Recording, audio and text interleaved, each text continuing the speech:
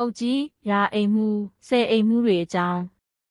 ရက်ကွက်ကျေးရွာတွေထဲမှာပြည်သူလူထုနဲ့ဓာတ်ရိုက်ထိတွေ့ရတာကတော့ဒီပုဂ္ဂိုလ်တွေပဲဖြစ်ပါတယ်အများစုကဒီပုဂ္ဂိုလ်တွေရဲ့လုပ်ငန်းတာဝန်တွေနဲ့ဥပဒေကိုသေချာမသိကြတော့အဆင်မပြေဖြစ်နေကြတာများတယ်ပေါ့ပထမဆုံးဒီပုဂ္ဂိုလ်တွေဘလို့ဖြစ်လာလဲဘလို့အဆင့်ဆင့်သွားလဲအရင်ကြည့်ကြရအောင်ပါအထွေထွေအုပ်ချုပ်ရေးဦးစီးဌာနထွေအုပ်ဆိုတာရှိပါတယ်ဒီဦးစီးဌာနသည်ပြည်ထောင်ရေးဝန်ကြီးဌာနအောက်မှာရှိပါတယ်2018ကနေ2020လောက်အထိပြည်ထောင်စုအစိုးအဖွဲ့ရုံးဝန်ကြီးဌာနအောက်ကိုခဏရောက်ပါသေးတယ်အခုလက်ရှိမှာတော့ပြည်ထောင်ရေးအောက်မှာပါဒါကတော့ဗဟုသုတပါ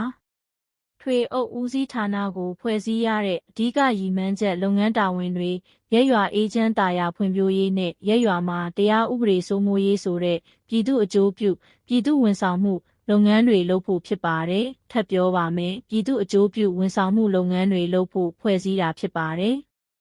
ဒါဆိုကောင်းပြီဒီထွေအုပ်ဌာနမှာဘသူတွေပါဝင်တယ်လဲပေါ့အုပ်ချုပ်ရေးမှူးတွေပါဝင်ပါတယ်တိုင်းဒေသကြီးပြည်နယ်အုပ်ချုပ်ရေးမှူးခရိုင်အုပ်ချုပ်ရေးမှူးမြို့နယ်ခွဲအုပ်ချုပ်ရေးမှူးတွေပါဝင်ပါတယ်ဒီအုပ်ကြီးတွေသည်နိုင်ငံဝန်ထမ်းအစိုးရဝန်ထမ်းတွေပဲဖြစ်ပါတယ်ဘွဲရပြီးဦးစီးအရာရှိဆောင်မေးပွဲတွေဖြေရေးဖြေနှုတ်ဖြေအောင်ပြီးဦးစီးမှုဖြစ်ယာဒူးအစင်းစင်းတက်လာကြတဲ့အစိုးရဝန်ထမ်းတွေပါဝန်ထမ်းလစာရတယ်ပင်စင်ရတယ်သူတို့ရုံးကဝန်ထမ်းစာရေးစာချီတွေကလည်းအစိုးရဝန်ထမ်းတွေပဲဖြစ်ပါတယ်ရှင်းအောင်ထပ်ပြောပြပါမယ်တိုင်းပြည်နယ်မြို့နယ်ခွဲအုပ်ချုပ်ရေးမှူးအုပ်ကြီးတွေအထိပဲအစိုးရဝန်ထမ်းဖြစ်ပါတယ်โอเคဒါဆိုရက်ကွက်ကျေးရွာအုပ်ကြီးတွေဆယ်အိမ်မှုရာအိမ်မှုဆိုတာတွေကရောဘလို့ဖြစ်လာလဲပေါ့ဆက်ကြည့်ရအောင်ပါမြို့နယ်အုပ်ကြီးသည်ရက်ကွက်တွေရဲ့အကျိုးစီးပွားတိုးတက်အောင်ဝန်ဆောင်မှုပေးဖို့ရာမှာသူတယောက်တည်းမစွမ်းနိုင်ပါဘူးအဲ့လိုဆိုတော့ရက်ကွက်တွေမှာအကျိုးဆောင်လုပ်ချင်တဲ့သူကိုရွေးချယ်ရပါတော့တယ်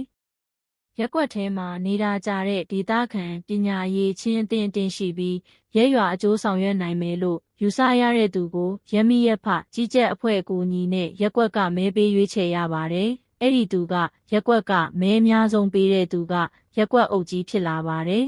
။ရှင်းအောင်ထပ်ပြောပါမယ်။ရက်ကွက်ကျေးရွာအုပ်ချုပ်ရေးမှူးသည်အစိုးရဝန်ထမ်းမဟုတ်ပါဘူး။ရက်မိရက်ဖကြီးကြပ်အဖွဲ့နဲ့ရက်ကွက်ကမဲပေးရွေးချယ်ထားတဲ့ရက်ကွက်ကိုယ်စားလှယ်သားဖြစ်ပါတယ်။ရက်ကွက်အလိုက်မဲပေးရွေးချယ်ထားတဲ့သူစရင်းကိုမြို့နယ်အုပ်ကြီးကယူရဲခရိုင်အုပ်ကြီးကိုတင်ပြတယ်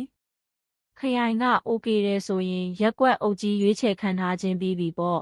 ။ရက်ကွက်ကျေးရွာအုပ်ကြီးတွေလည်းလစာရပါတယ်။အစိုးရဝန်ထမ်းလစာမဟုတ်ပါ။ရက်ကွက်အကျိုးဆောင်ရွက်ဖို့ကိုယ်စားလှယ်လုပ်ပေးလို့ရတဲ့ချီးမြှင့်ထောက်ပံ့ကြေးရတာပါ။ရက်ကွက်အုပ်ကြီးရဲ့သက်တမ်းဟာ9နှစ်ဖြစ်ပါတယ်။9နှစ်ပြည့်ရင်တစ်ခါပြန်ရွေးပေါ့အဲ့ဒီလိုသွားပါတယ်။9နှစ်အပြည့်တာဝန်ကျေပွန်အောင်ထမ်းဆောင်နေဆိုရင်စုကြေးငွေလည်းရပါသေးတယ်။ဒီလစာထောက်ပံ့ကြေးနဲ့ရုံးအသုံးစရိတ်တွေကိုမြို့နယ်ကပြည်သူ့အခွန်ဘဏ္ဍာတွေကအသုံးစရိတ်ခွဲတမ်းနဲ့ချပေးတာဖြစ်ပါတယ်။ရက်ကွက်ကျေးရွာအုပ်ကြီးရဲ့တာဝန်တွေကလည်းအပေါ်ကအုပ်ကြီးတွေလိုပါပဲလုပ်ငန်းတာဝန်တွေရက်ရွာအေဂျင့်တာယာဖွံ့ဖြိုးရေးနဲ့ရက်ရွာမှာတရားဥပဒေစိုးမိုးရေးဆိုတဲ့ပြည်သူ့အကျိုးပြုပြည်သူ့ဝန်ဆောင်မှုလုပ်ငန်းတွေလုပ်ဖို့ဖြစ်ပါတယ်ထပ်ပြောပါမယ်ပြည်သူ့အကျိုးပြုဝန်ဆောင်မှုလုပ်ငန်းတွေလုပ်ဖို့ဖွဲ့စည်းတာဖြစ်ပါတယ်အဲ့ဓာတွေမလုပ်ဘူးရက်ရွာရဲ့တာဝန်ကိုမကြေပွန်ဘူးဆိုရင်ရက်မိရက်ဖကြီးကြပ်အဖွဲ့နဲ့ရက်ကွက်နေပြည်သူတွေကမြို့နယ်အုပ်ကြီးနဲ့တွေ့ဆုံပြီးခိုင်လုံတဲ့သက်သေတွေပြပြီးဖြုတ်ချလူအစ်စ်ပြန်၍လုပ်လို့ရပါတယ်ပြောခဲ့သလိုပါပဲရက်ကွက်ကျေးရွာအုပ်ချုပ်ရေးမှူးသည်အစိုးရဝန်ထမ်းမဟုတ်သလိုရုံးဖွဲ့စာရေးစာချီတွေဆယ်အိမ်မှုရာအိမ်မှုတွေကလည်းရက်ကွက်ကမဲပေးရွေးချယ်ထားတဲ့ခန့်အပ်ထားတဲ့သူတို့ပဲဖြစ်ရပါမယ်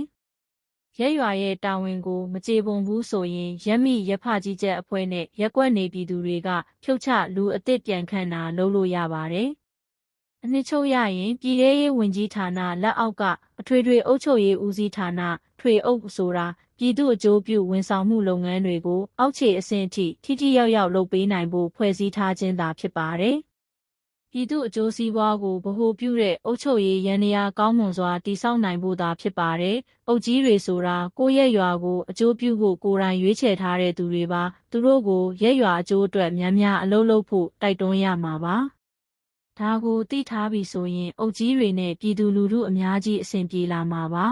။အုပ်ကြီးတွေဆိုတာအာဏာပါဝါပဲပြနေတာပဲဆိုတဲ့အယူအဆအမှားကြီးလဲပျောက်ကွယ်သွားမှာဖြစ်ပါတယ်။ ရက်ကွက်ကျေးရွာအုပ်ကြီးတွေရာအိမ်မှုဆယ်အိမ်မှုဆိုပြီးရက်ကွက်ကရွေးချယ်ခံထားခံရသူတွေကလည်းမိမိတို့ရဲ့အလုပ်ကကိုယ့်ရက်ကွက်ကျေးရွာရဲ့အကျိုးစီးပွားတိုးတက်အောင်လုပ်ဖို့ပြည်သူဝန်ဆောင်မှုပေးဖို့ဆိုတာကိုသိထားပြီးတာဝန်ကျေအောင်လုပ်နိုင်ကြပါစေထွေအုပ်ဦးစီးဌာနရဲ့နာမည်ကုန်သတင်းတိုးတက်အောင်လှုပ်ဆောင်နိုင်ကြပါစေလို့ဆန္ဒပြုပါတယ်